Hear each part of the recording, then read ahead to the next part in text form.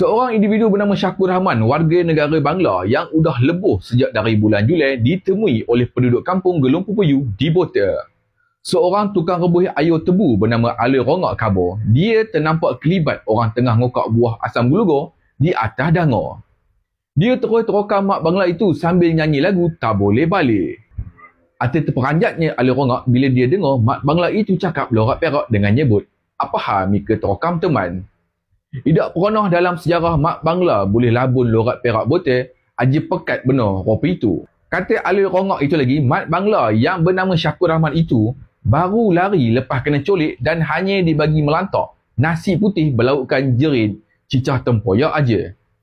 Mat bangla itu dengan teroyak ngaburkan udah dipaksa buat kerja rabat pokok jerin. Mak bangla itu udah dibawa ke Pasar Super Kinta untuk tindakan lanjut.